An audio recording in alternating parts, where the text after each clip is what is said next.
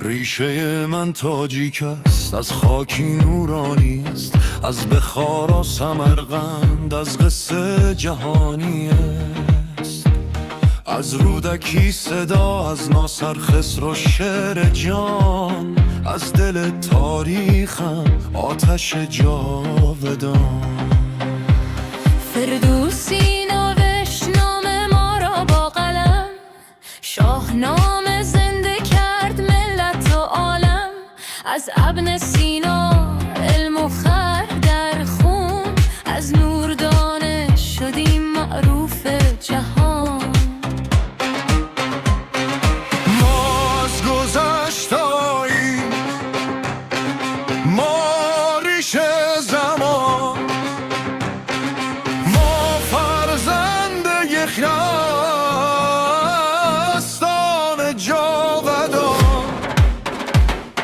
ریشه من تاجیک است، افتخار من است، از کوروش تا سامانی تاریخ من است. در رگ من جاری است نور هزار سال، من تاجیکم، زنده هم یک جهان بالا.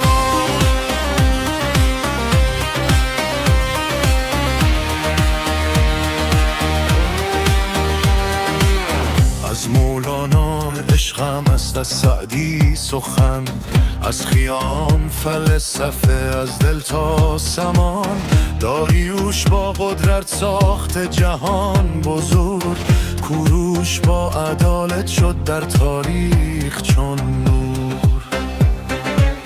از سامانی دوباره نام نیاکان زنده شد، ما زنده کردیم یک تمدن آزاد شد. از حافظ و نظامی نغمه دلنواز، هر بیت یک جهان، هر نفس یک راز.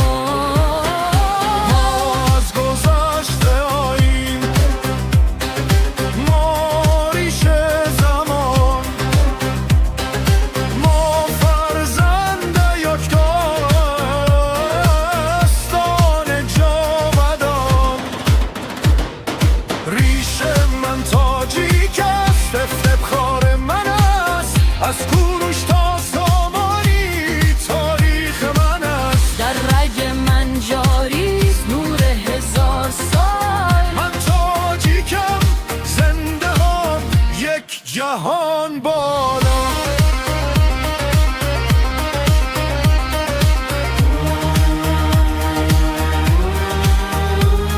از سرتش تا امروز آتشمان روشن است، از هر ذره خاک تاریخ من روشن است. نه فقط یک ملت، یک فرهنگ به خاک، ما ریشه جهانی. آغاز صبح بر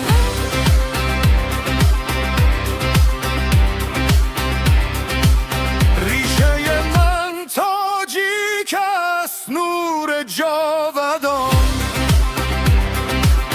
ما فرزند تمدن بی پایان، از شرق تا غرب صدای ما رو زد.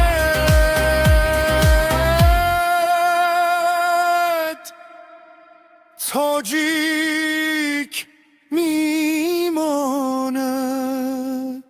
تا جهان